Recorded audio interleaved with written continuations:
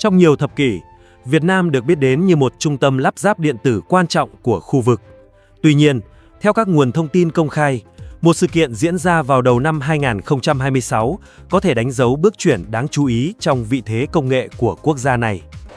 Ngày 16 tháng 1 năm 2026, Tập đoàn Công nghiệp Viễn thông Quân đội Viettel chính thức khởi công nhà máy chế tạo chip bán dẫn đầu tiên của Việt Nam tại khu công nghệ cao Hòa Lạc, Hà Nội. Đối với nhiều chuyên gia, đây không chỉ là một dự án công nghiệp đơn lẻ, mà là tín hiệu cho thấy Việt Nam đang từng bước tham gia sâu hơn vào chuỗi giá trị bán dẫn toàn cầu, lĩnh vực vốn được xem là hạ tầng nền của kinh tế số và an ninh công nghệ. Trong bối cảnh chuỗi cung ứng thế giới liên tục chịu tác động từ căng thẳng địa chính trị, gián đoạn logistics và các chính sách bảo hộ công nghệ, chất bán dẫn ngày càng được nhìn nhận như một yếu tố chiến lược có ảnh hưởng vượt ra ngoài phạm vi kinh tế thuần túy. Giới quan sát cho rằng, việc Việt Nam đầu tư vào năng lực chế tạo chip nội địa, dù ở các nút công nghệ không phải tiên tiến nhất, vẫn mang ý nghĩa đáng chú ý về dài hạn. Nó đặt ra một câu hỏi lớn, liệu đây chỉ là một bước đi mang tính biểu tượng hay là nền móng cho tham vọng tự chủ công nghệ và bảo đảm an ninh chuỗi cung ứng trong tương lai? Chào mừng bạn đến với Hồ sơ tin tức News, kho nơi cập nhật tin tức toàn cầu, nhanh và chính xác. Phần 1. Nhà máy chip đầu tiên của Việt Nam và bài toán tự chủ có kiểm soát. Theo các thông tin được công bố chính thức, nhà máy chế tạo chip bán dẫn đầu tiên của Việt Nam do Tập đoàn Công nghiệp Viễn thông Quân đội Viettel triển khai, được xây dựng tại khu công nghệ cao Hòa Lạc, Hà Nội. Dự án có quy mô khoảng 27 hectare và được định vị là một hạ tầng công nghệ trọng điểm, phục vụ đồng thời cho nghiên cứu, thử nghiệm và sản xuất các dòng chip chuyên dụng. Sự kiện khởi công diễn ra trong bối cảnh Việt Nam đang đẩy mạnh chiến lược phát triển các ngành công nghệ cao, đặc biệt là bán dẫn, trí tuệ nhân tạo và hạ tầng số. Giới quan sát cho rằng, điểm đáng chú ý đầu tiên của dự án không nằm ở quy mô tuyệt đối mà ở lựa chọn chiến lược về công nghệ. Theo các nguồn dữ liệu công khai, nhà máy của Viettel trong giai đoạn đầu sẽ tập trung vào nút công nghệ 32 nanomet. Đây không phải là nút công nghệ tiên tiến nhất nếu so với các dây chuyền 3 nanomet hay 2 nanomet mà một số tập đoàn hàng đầu thế giới đang theo đuổi. Tuy nhiên, trong bức tranh tổng thể của ngành bán dẫn toàn cầu, 32 nanomet được xếp vào nhóm công nghệ trưởng thành, vẫn đang được sử dụng rộng rãi trong nhiều lĩnh vực quan trọng. Trên thực tế, phần lớn các thiết bị điện tử phục vụ hạ tầng viễn thông, công nghiệp, y tế, ô tô và Internet vạn vật không đòi hỏi các chip xử lý ở mức siêu nhỏ. Thay vào đó, chúng ưu tiên sự ổn định, độ bền và khả năng kiểm soát rủi ro trong vận hành dài hạn. Theo phân tích của một số tổ chức nghiên cứu ngành, các nút công nghệ từ 28 nanomet đến 65 nanomet hiện vẫn chiếm tỷ trọng đáng kể trong tổng sản lượng chip toàn cầu. Vì vậy, việc Việt Nam lựa chọn 32 nanomet được xem là một bước đi thận trọng, phù hợp với năng lực tiếp cận công nghệ và nhu cầu thực tế trong nước. Một khía cạnh khác thường được nhấn mạnh là vai trò của nhà máy này trong việc hoàn thiện chuỗi giá trị bán dẫn nội địa. Trước năm 2026, Việt Nam đã tham gia vào nhiều công đoạn của chuỗi bán dẫn, bao gồm thiết kế, kiểm thử, đóng gói và tích hợp hệ thống. Tuy nhiên, khâu chế tạo, vốn đòi hỏi vốn đầu tư lớn, tiêu chuẩn kỹ thuật cao và kinh nghiệm vận hành lâu dài vẫn là khoảng trống đáng kể. Việc hình thành một cơ sở chế tạo trong nước, dù chưa ở phân khúc công nghệ cao nhất, giúp rút ngắn chu kỳ phát triển sản phẩm và giảm mức độ phụ thuộc vào các đối tác bên ngoài. Theo giới chuyên môn, điều này đặc biệt quan trọng đối với các lĩnh vực liên quan đến hạ tầng viễn thông và an ninh quốc gia. Trong bối cảnh các lo ngại về an ninh phần cứng ngày càng gia tăng, khả năng kiểm soát tốt hơn quy trình chế tạo chip được xem là một yếu tố hỗ trợ cho mục tiêu bảo đảm an toàn hệ thống. Dù chưa có xác nhận độc lập về mức độ tự chủ tuyệt đối, nhưng việc sở hữu năng lực sản xuất trong nước được coi là một lớp đệm, giúp giảm rủi ro trong những tình huống chuỗi cung ứng quốc tế bị gián đoạn. Ngoài ra, dự án của Viettel còn được kỳ vọng đóng vai trò như một trung tâm đào tạo và tích lũy kinh nghiệm trong nguồn nhân lực bán dẫn trong nước. Theo các kế hoạch được công bố, Việt Nam đặt mục tiêu hình thành đội ngũ khoảng 50.000 kỹ sư bán dẫn vào năm 2030. Trong lộ trình này, một nhà máy chế tạo thực tế có ý nghĩa không nhỏ bởi nó tạo điều kiện cho kỹ sư và nhà nghiên cứu tiếp cận trực tiếp với quy trình sản xuất thay vì chỉ dừng ở mức thiết kế hoặc lý thuyết.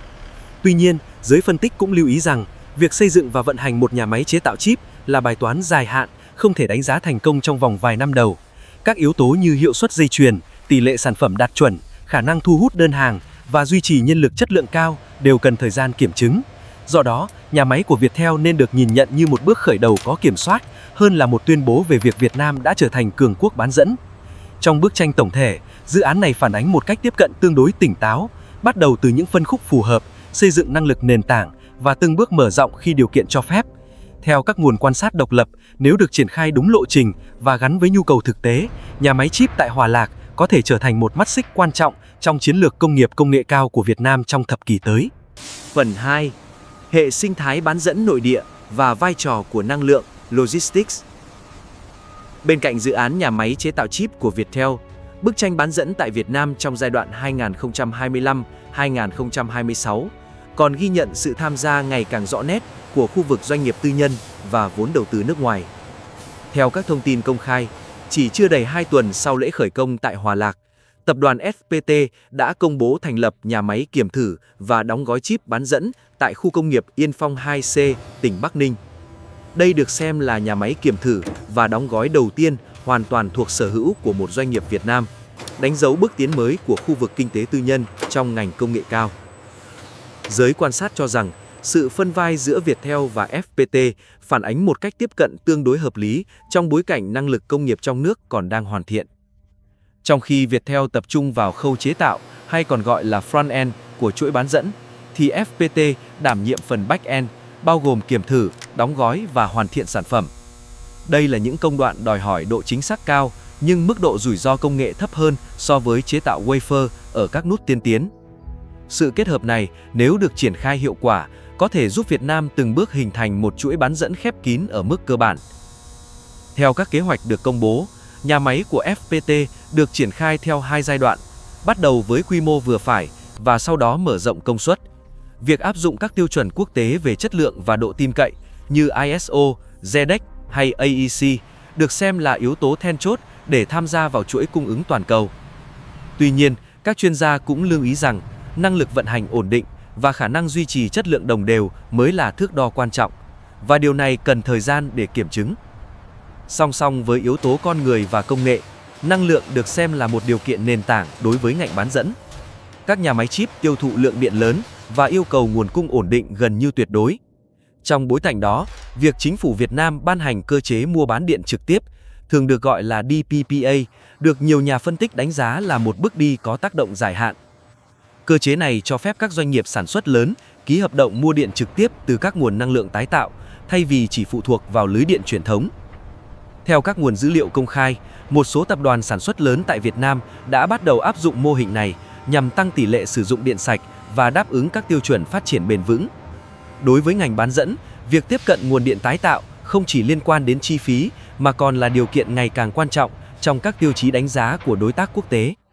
Dù chưa có xác nhận độc lập về mức độ đáp ứng hoàn toàn nhu cầu, nhưng DPPA được xem là một công cụ chính sách giúp Việt Nam cải thiện sức hấp dẫn trong mắt các nhà đầu tư công nghệ cao. Một yếu tố khác thường được nhắc tới là lợi thế về logistics và sự hình thành các cụm công nghiệp tập trung. Việc quy hoạch các khu công nghệ và khu công nghiệp tại Hòa Lạc, Bắc Ninh và Bắc Giang đã tạo ra một hành lang sản xuất tương đối liền mạch ở khu vực phía Bắc. Trong bán kính di chuyển ngắn, các doanh nghiệp có thể tiếp cận cơ sở chế tạo, đóng gói, kho vận và xuất khẩu. Theo các phân tích kinh tế, mô hình cụm như vậy giúp giảm chi phí vận chuyển, rút ngắn thời gian giao hàng và tăng khả năng phối hợp giữa các khâu trong chuỗi cung ứng. Bên cạnh các doanh nghiệp trong nước, sự hiện diện của các tập đoàn FDI lớn như Amkor, Hana Micron hay Intel tiếp tục đóng vai trò quan trọng trong việc định hình hệ sinh thái bán dẫn. Các khoản đầu tư mở rộng được công bố trong giai đoạn gần đây cho thấy Việt Nam đang trở thành một trung tâm đáng chú ý trong mạng lưới đóng gói và kiểm thử bán dẫn toàn cầu. Tuy nhiên, giới chuyên môn cũng nhấn mạnh rằng vai trò này hiện vẫn tập trung nhiều hơn vào khâu sau của chuỗi giá trị, và việc nâng dần tỷ trọng giá trị gia tăng trong nước là một thách thức không nhỏ. Nhìn tổng thể, hệ sinh thái bán dẫn tại Việt Nam đang được xây dựng theo hướng từng bước, kết hợp giữa doanh nghiệp nhà nước, khu vực tư nhân và vốn đầu tư nước ngoài. Mô hình này giúp phân tán rủi ro và tận dụng thế mạnh của từng khu vực, nhưng cũng đòi hỏi sự điều phối chính sách nhất quán và dài hạn. Theo các nguồn quan sát độc lập, nếu các yếu tố về năng lượng, logistics và nhân lực tiếp tục được cải thiện đồng bộ, Việt Nam có thể củng cố vị thế của mình như một mắt xích ổn định trong chuỗi cung ứng bán dẫn khu vực. Phần 3. Địa chính trị bán dẫn và vị thế, điểm trung chuyển an toàn của Việt Nam.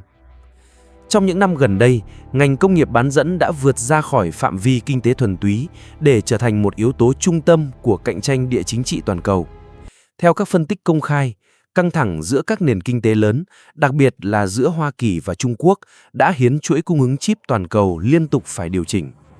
Các chính sách kiểm soát xuất khẩu, trợ cấp sản xuất trong nước và đa dạng hóa địa điểm đầu tư đang định hình lại cách các tập đoàn công nghệ phân bổ năng lực sản xuất.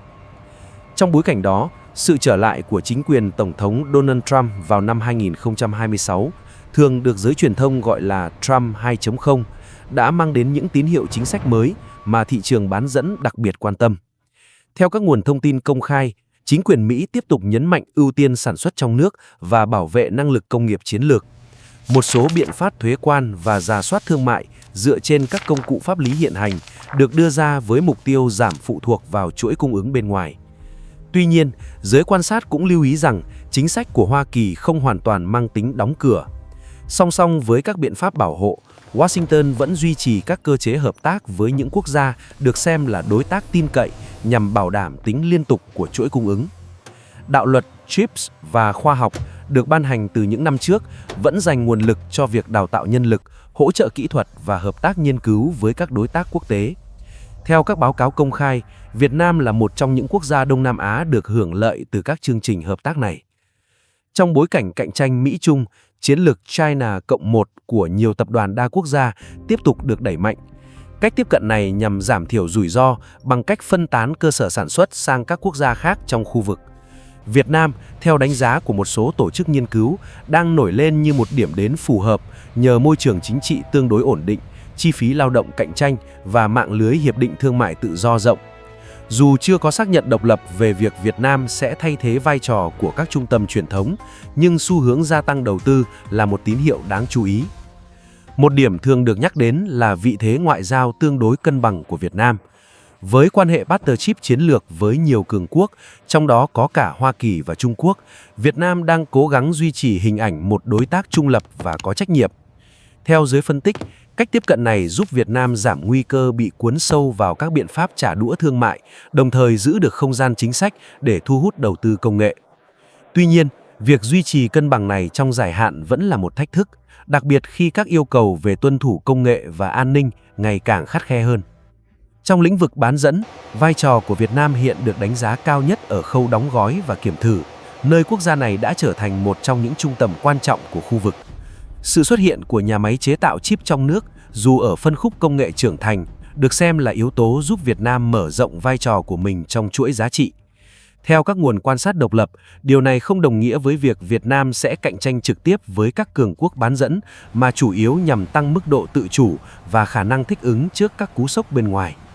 Một số chuyên gia cũng chỉ ra rằng, trong bối cảnh địa chính trị phức tạp, các tập đoàn công nghệ ngày càng coi trọng những địa điểm sản xuất có rủi ro thấp và khả năng tuân thủ cao. Việt Nam, với các nỗ lực cải thiện hạ tầng, năng lượng và khung pháp lý, đang từng bước đáp ứng các tiêu chí này. Tuy vậy, những hạn chế về quy mô thị trường nội địa, trình độ công nghệ và năng lực nghiên cứu vẫn là các yếu tố cần được nhìn nhận một cách thực tế. Tổng thể, theo đánh giá của nhiều nhà phân tích, Việt Nam đang được định vị như một điểm trung chuyển an toàn trong chuỗi cung ứng bán dẫn toàn cầu, hơn là một trung tâm dẫn dắt công nghệ. Vị thế này nếu được củng cố bằng các chính sách ổn định và đầu tư có chọn lọc, có thể mang lại lợi ích đáng kể về kinh tế và an ninh chuỗi cung ứng. Tuy nhiên, con đường phía trước vẫn đòi hỏi sự kiên nhẫn và nhất quán, bởi ngành bán dẫn là cuộc chơi dài hạn, nơi kết quả chỉ có thể được đo lường sau nhiều năm tích lũy. Đúc kết, một bước đi thận trọng trong cuộc chơi dài hạn. Nhìn tổng thể, việc Việt Nam khởi công nhà máy chế tạo chip bán dẫn đầu tiên vào đầu năm 2026 có thể được xem là một dấu mốc đáng chú ý, nhưng cần được đặt trong một khung đánh giá tỉnh táo và dài hạn. Theo các nguồn thông tin công khai, dự án này không nhằm mục tiêu cạnh tranh trực tiếp với các cường quốc bán dẫn, mà hướng tới việc xây dựng năng lực nền tảng, phục vụ nhu cầu trong nước và từng bước tham gia sâu hơn vào chuỗi cung ứng khu vực. Sự kết hợp giữa nhà máy chế tạo của Viettel, năng lực kiểm thử, đóng gói của FPT, cùng với mạng lưới các doanh nghiệp FDI đã hiện diện tại Việt Nam, cho thấy một cách tiếp cận mang tính hệ sinh thái. Giới quan sát cho rằng, mô hình này giúp phân tán rủi ro, tận dụng thế mạnh của từng khu vực kinh tế và tránh được áp lực đốt giai đoạn trong một ngành đòi hỏi vốn lớn và kinh nghiệm dài hạn như bán dẫn. Ở góc độ địa chính trị, Việt Nam đang tận dụng khá hiệu quả bối cảnh chuỗi cung ứng toàn cầu tái cấu trúc, đặc biệt dưới tác động của cạnh tranh giữa các cường quốc. Tuy nhiên, việc được xem là một điểm đến an toàn không phải là lợi thế cố định, mà phụ thuộc vào khả năng duy trì ổn định chính sách, tuân thủ các chuẩn mực quốc tế và đầu tư liên tục vào hạ tầng, năng lượng và nhân lực. Dù còn nhiều thách thức phía trước, từ quy mô công nghệ đến chất lượng nguồn nhân lực, những bước đi hiện tại cho thấy Việt Nam đang lựa chọn con đường tương đối thận trọng nhưng thực tế.